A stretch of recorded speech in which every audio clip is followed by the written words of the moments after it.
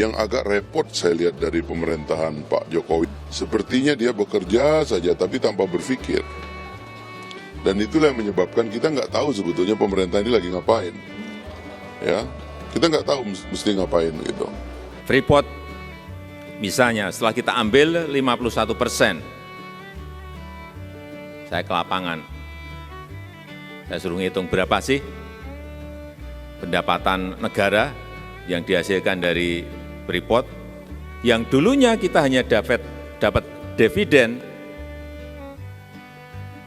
ya 9%.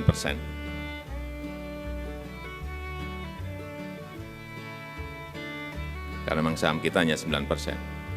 Setelah kita ambil alih 51%, kita dapat pajak, dividen, royalti, ya ekspor, penerimaan negara bukan pajak, saya suruh ngitung berapa jumlahnya. 70% dari pendapatan yang ada di Freeport.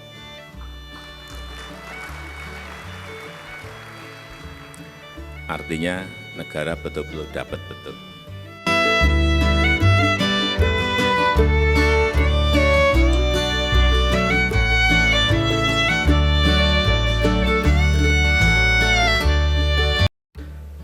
Kita harus tetap optimis, harus optimis itu. Tetapi hati-hati dan waspada. Karena apapun angka-angka yang kita miliki, Indonesia, pertumbuhan ekonomi di kuartal kedua kita termasuk yang terbaik di dunia, 5,44%.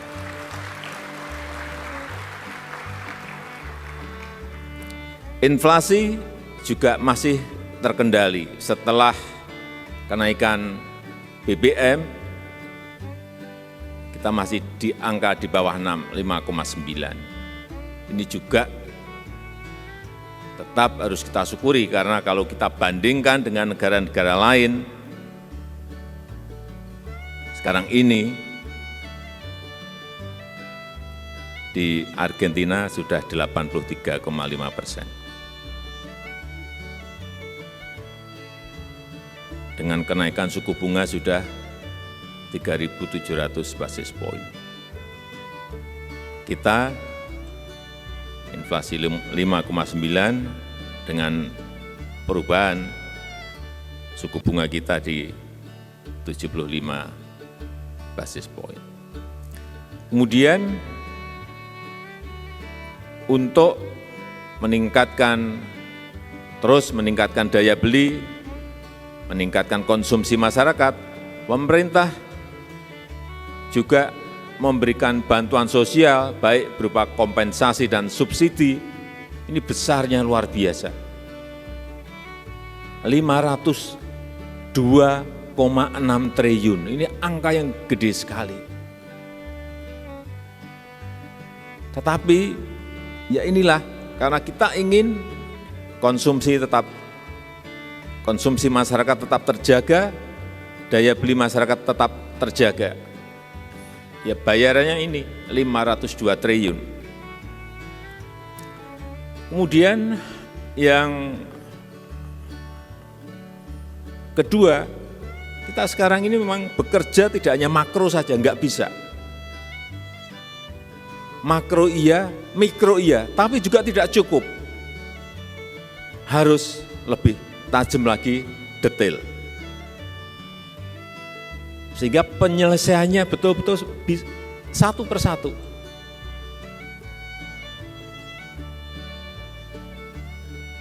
Saya berikan contoh misalnya inflasi. Enggak ada negara yang melakukan seperti kita ini. Inflasi biasanya dikendalikan dengan menaikkan suku bunga.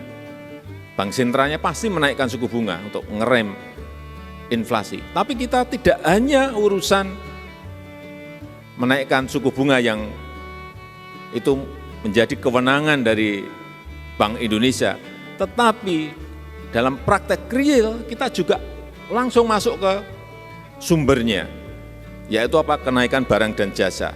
Dengan apa? Saya sudah mengumpulkan bupati, wali kota, dan gubernur 2 kali untuk urusan inflasi ini, dan akan terus kita lakukan, kita evaluasi setiap 2 minggu. Kita berikan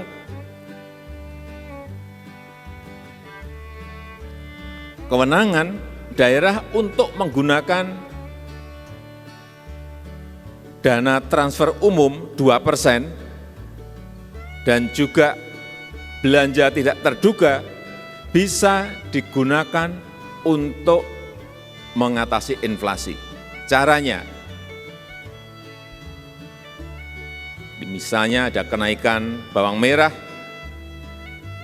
di sebuah provinsi, Lampung misalnya. Sumber bawang merah di mana? Brebes. Karena harga bawang merah naik di Lampung, sudah Pemda bisa beli langsung ke Brebes. Atau menutup ongkos transportasi dari Brebes ke Lampung, itu dibebankan di APBD. Setelah kita hitung-hitung juga biayanya biaya yang sangat murah. Ongkos berapa sih dari Brebes ke Lampung, saya cek. Satu truk 3.500.000. Ada APBD-nya bermiliar-miliar. Dan nggak mungkin kan setiap hari kita beli bawang merah. Hal kecil-kecil seperti ini memang harus kita urus. Telur naik. Misalnya di Jabodetabek, sumber telur ada di mana sih yang banyak? Di Blitar. Sudah. Ongkos angkut dari Blitar ke Jabodetabek ditutup oleh Pemda. Sehingga harga itu adalah harga betul-betul harga peternak, harga petani. Enggak ada, cari negara yang kerja kayak kita sedetail itu. Pengendaliannya pasti makro oleh Bank Sentral. Ini kenapa perkiraan kenaikan inflasi karena penyesuaian BBM kemarin dihitung 6,8, jatuhnya di 5,9 karena Pemda-Pemda sudah mulai bergerak ke sana. Saya cek secara sampling sudah bergerak. Yang sudah juga sering saya sampaikan mengenai hilirisasi industri. Hilirisasi industri yang sudah kita mulai. Saya selalu sampaikan, investasi terbuka, tetapi kalau masuk ke sebuah daerah harus bekerja sama dengan pengusaha lokal. Baik yang dari Jakarta maupun yang asing, bekerja sama dengan pengusaha lokal. Diajak mereka. Lompatannya dalam hilirisasi ini saya berikan contoh bolak-balik urusan nikel. Saat kita masih ekspor dalam bentuk bahan mentah, setahun itu nilainya hanya kira-kira 15 triliun. Setelah masuk ke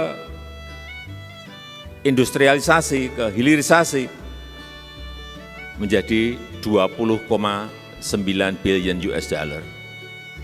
Ini sudah di angka 360 triliun. Dari 15 triliun melompat menjadi 360 triliun. Itu baru satu komoditi, baru satu barang. Kita memiliki yang namanya nikel, memiliki boksit, memiliki tembaga, memiliki timah, memiliki aspal.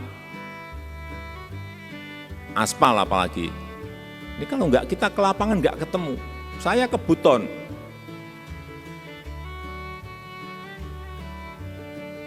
Dua minggu yang lalu. Depositnya ada 662 juta ton. Saya kalau udah ke lapangan tuh angka-angka apa semua. 662 juta ton aspal.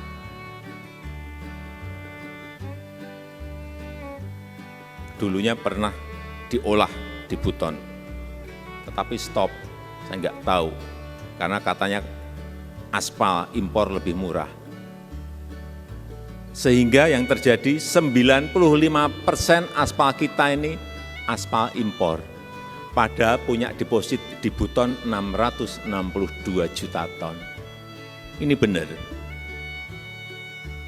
Saya di lapangan saya sampaikan. 2 tahun lagi saya beri waktu stop yang namanya impor aspal. Harus semuanya disuplai dari Pulau Buton.